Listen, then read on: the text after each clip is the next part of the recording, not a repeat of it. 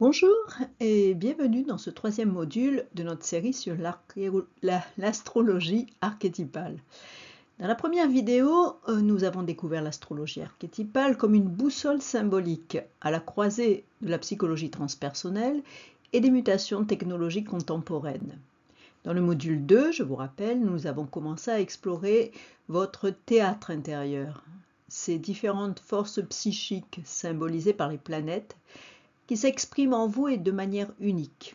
Aujourd'hui, nous allons appliquer ces outils à un thème concret et souvent mal compris, à savoir le leadership. Le leadership est partout. Ce n'est pas réservé aux dirigeants ou aux managers. Chacun, à sa manière, exerce un leadership sur un projet, sur une famille, une idée, un espace de soins, un espace d'écoute. Mais les anciens modèles s'effritent. Du chef autoritaire à l'entrepreneur tout-puissant, ces représentations ne font plus sens. Nous avons besoin de nouveaux récits, de nouvelles figures. Et l'astrologie archétypale permet d'explorer les forces symboliques à l'œuvre dans notre manière d'agir, de motiver, d'inspirer et donc de repenser le leadership à travers une grille archétypale. Depuis plusieurs décennies, en effet, nous assistons à une crise silencieuse du modèle traditionnel de leadership. Le leader autoritaire, celui qui contrôle, qui centralise, qui porte tout sur ses épaules, est en train de s'épuiser, symboliquement et collectivement. Ce que j'appelle le modèle du héros solitaire, celui qui agit seul, sans écoute, sans vulnérabilité, ne fonctionne plus. On le voit dans les organisations, dans les politiques publiques et dans les milieux associatifs. Ce type de leadership génère de la fatigue, de la défiance et souvent de la rupture. Le leadership de demain ne repose plus sur le contrôle, mais sur la conscience intérieure. Il s'appuie sur 4 grandes dynamiques archétypales que nous allons explorer ensemble. D'abord le soleil, pour la conscience de soi et l'alignement personnel. Ensuite, la Lune et Neptune pour l'intuition, l'écoute et la sensibilité. Mars pour l'action juste, le courage et l'initiative. Et enfin Jupiter pour la vision, l'inspiration et le sens collectif. Ces 4 énergies forment un nouveau socle symbolique du leadership. Et l'astrologie archétypale nous aide à les identifier, à les équilibrer et à les incarner de manière créative et surtout éthique. Observons ces 4 fonctions planétaires essentielles dans la dynamique du leadership. Chacune représente une facette complémentaire, comme vous pouvez le voir. Mars, c'est l'action, la décision et le courage, je vous le disais. Mars agit, il ose, il tranche. Dans un leadership sain, il prend des initiatives, il protège et avance. Par contre, en excès, il peut devenir tyrannique ou destructeur. En déficit, si Mars n'agit pas, il n'ose rien, il procrastine. Ensuite, la Lune. La Lune, c'est l'écoute, le soin, la mémoire collective. La Lune ressent, accueille, contient. C'est la fonction qui permet l'intelligence émotionnelle, la cohésion d'équipe. En excès, elle est fusionnelle, hyper protectrice. En déficit, cela représente le déni des émotions et la rupture de lien. Ensuite, Jupiter. Jupiter, c'est le sens, la vision, l'expansion. Jupiter inspire, il guide, il transmet. Il donne une direction, c'est-à-dire la raison d'être ou le cap. En excès, il peut être dogmatique ou mégalomane. En déficit, c'est la perte de sens, c'est l'absence de perspective. Et Neptune. Neptune, c'est l'intuition, l'imaginaire, l'inspiration. Neptune relie au plus grand que soi. Il permet au leader de sentir ce qu'on appelle le Geistig et le souffle collectif. En excès, c'est la confusion, l'illusion. En déficit, c'est le manque de vision symbolique et le matérialisme pur. Donc un leader inspirant équilibre ces 4 dynamiques. Il agit, comme Mars, il écoute, tel la Lune, il inspire, tel Jupiter, et ressent l'invisible, comme Neptune. Dans un monde complexe, un bon leader ne peut plus se contenter d'agir vite ou de s'appuyer sur sa seule logique. Il doit savoir comme je vous le disais, équilibrer plusieurs dynamiques intérieures. Je vous le disais également, donc l'action de Mars, l'intuition de la Lune et Neptune, la vision de Jupiter. Et si une de ces énergies prend trop de place ou manque, des déséquilibres apparaissent.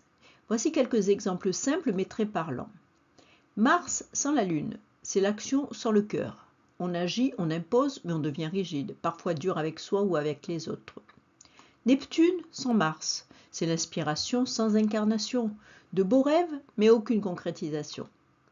Jupiter sans ancrage, c'est l'excès de croyance, le gourou intérieur qui veut convaincre sans écouter.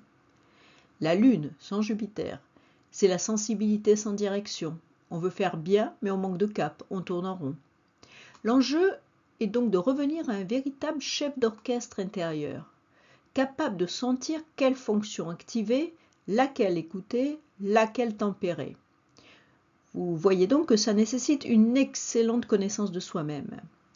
Et c'est exactement ce que permet une approche archétypale du leadership. Un équilibre dynamique, vivant et adapté à chaque situation. Ainsi, pour donner vie à tout ce que nous avons vu jusqu'ici, je vous propose maintenant une étude de cas symbolique. Alors l'idée est simple. Il faut choisir une figure publique ou historique, quelqu'un que vous considérez comme un leader inspirant, et essayer de lire son style de leadership à travers les archétypes planétaires. Alors j'ai pris au hasard le thème de Nelson Mandela, mais vous pouvez prendre toute autre personne qui vous inspire. Vous vous posez ensuite les trois grandes questions suivantes. Quel équilibre Mars, Lune dans son style? Agit-il avec fermeté et sensibilité? Quel est son rapport à l'émotionnel et à l'action directe? Ensuite, quelle place donne-t-il donne-t-elle à Jupiter? Y a-t-il une vision forte, une capacité à transmettre, une aura d'inspiration? Et enfin Neptune, est-ce que cette personne inspire quelque chose de plus grand, d'invisible? Est-ce que son style fait appel à l'imaginaire collectif, à l'intuition, à la compassion?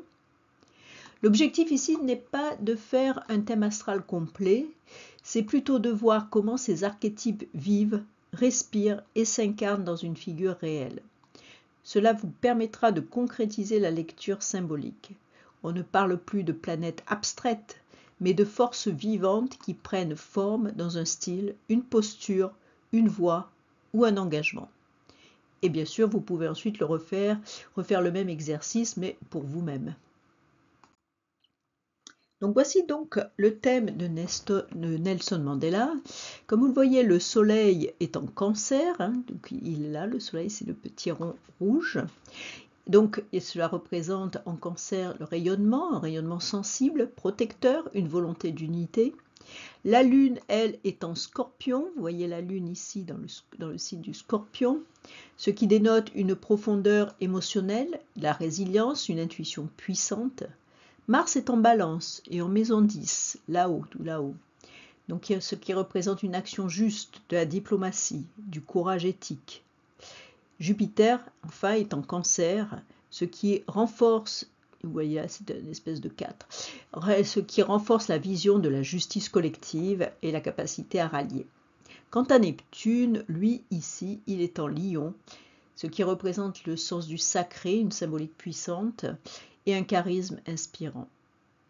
Donc il y a des aspects clés dans ce thème. Mars est sextile à Neptune, comme vous le voyez là, c'est-à-dire Mars est là, donc il est sextile à Neptune en haut. Il est allié, donc ce qui allie le courage et l'inspiration. Et le Soleil est en trigone avec la Lune, c'est-à-dire qu'il y a une intégration entre l'identité et les émotions. Que peut-on dire de Mars et de la Lune dans le thème de Mandela? En fait, Mandela n'a jamais séparé l'action et l'émotion. Il a toujours fait preuve de fermeté grâce à son Mars, tout en restant profondément empathique, c'est l'influence de la Lune. Ce mixte a favorisé une action juste, une action humaine et non violente. Quant à la combinaison Jupiter-Neptune, sa vision, donc Jupiter, s'enracinait dans le sens de la communauté et de la justice. Neptune lui donnait une aura transcendante, un charisme qui allait bien au-delà du calcul politique. Que dire aussi de la relation entre le Soleil et la Lune dans ce thème? Il y a une harmonie entre personnalité publique et ressenti intérieur qui est renforcée par ce lien Soleil-Lune et qui favorise une une cohérence personnelle qui est relativement rare. Qu'est-ce que nous apprend ce thème? Mandela incarne un leadership archétypal équilibré. Il agit avec sensibilité, Mars, Lune. Il porte une vision large et collective, grâce à Jupiter, et inspire par son idéal, c'est Neptune.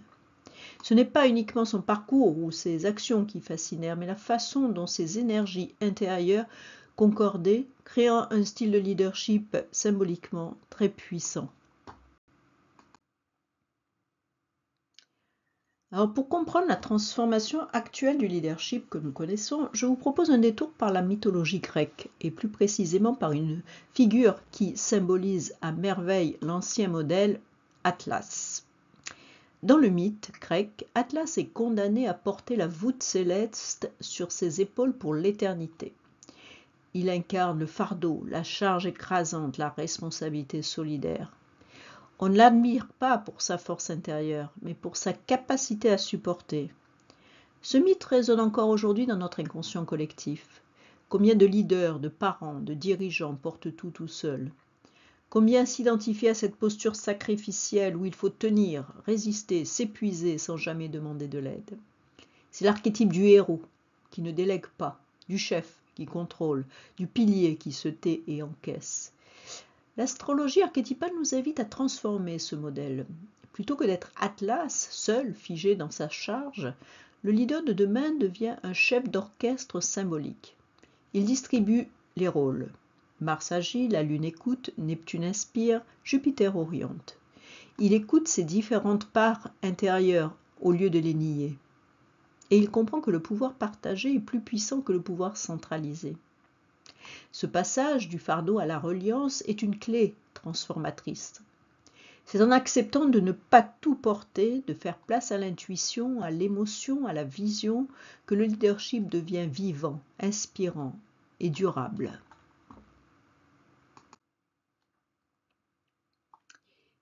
Et maintenant que nous avons exploré les différentes fonctions planétaires liées au leadership, qui sont les 4 planètes Mars, Lune, Jupiter et Neptune, je vous propose un moment d'introspection, parce que ce cours n'est pas seulement théorique. Il est là pour vous aider à mieux vous connaître, à observer vos propres dynamiques intérieures et à développer un leadership aligné avec qui vous êtes vraiment. Alors vous prenez votre carnet et vous posez ces 4 questions simples, mais puissantes. Mars, est-ce que j'ose agir? Est-ce que je me laisse traverser par le désir d'avancer ou est-ce que je freine? Jupiter, ai-je une vision claire? Est-ce que je sais où je vais et pourquoi? La Lune, quelle place je donne à l'écoute, à l'émotion, à l'affectif dans ma manière de diriger ou d'accompagner? Neptune, est-ce que je laisse de l'espace à l'intuition, à la rêverie, à une forme d'inspiration plus vaste que moi? Et je vous invite bien sûr à noter vos réponses dans votre carnet. Non pas bien sûr pour les juger, mais pour les observer. Ce que vous êtes en train de faire là, c'est exactement ce qu'on appelle activer la conscience symbolique. Regardez vos choix, vos attitudes, vos élans à travers le langage des archétypes. Et cela, c'est déjà une transformation en soi. Voilà, vous venez de traverser ce 3e module consacré au leadership archétypal. J'espère que vous avez pu ressentir comment les planètes deviennent vivantes lorsqu'elles sont abordées comme des forces symboliques en vous et non comme des prédictions extérieures. Nous avons vu que le leadership ne repose pas sur une posture figée, mais sur l'équilibre de différentes fonctions psychiques représentées par Mars, Jupiter, la Lune, Neptune. Chacune joue un rôle dans votre façon d'agir, d'inspirer, d'écouter et d'imaginer. Le prochain module sera consacré aux 2 fonctions les plus centrales de votre carte natale, le Soleil, qui est symbole de votre rayonnement et de votre quête d'unicité, et la Lune, qui est l'archétype du ressenti, de la sécurité, de l'ancrage émotionnel. Nous irons plus en profondeur pour explorer le dialogue entre ces 2 pôles, comment ils peuvent s'opposer, s'équilibrer ou s'ignorer. En attendant, je vous invite à observer vos forces en action dans le quotidien. Quand Mars agit-il? Quand Neptune vous souffle une vision? Est-ce que votre lune, c'est-à-dire vos émotions, est entendue? Notez, ressentez, mettez des mots sur vos ressentis symboliques. C'est le cœur de cette approche. Réconcilier la conscience et le vivant. Alors merci d'avoir suivi ce module jusqu'au bout. J'espère que ces clés symboliques vous ont inspiré et donné envie de voir autrement ce qu'on appelle le leadership. Si ce contenu vous a parlé, n'hésitez pas à liker la vidéo ou partager en commentaire ce que vous retenez ou vos propres observations intérieures. N'hésitez pas non plus à vous abonner à la chaîne pour recevoir les premiers modules et leurs sorties. Et si vous souhaitez prolonger l'expérience, retrouver les exercices ou lire les articles liés à cette série, rendez-vous sur mon site elisabethcario-.com et je vous dis à très bientôt pour la suite du voyage.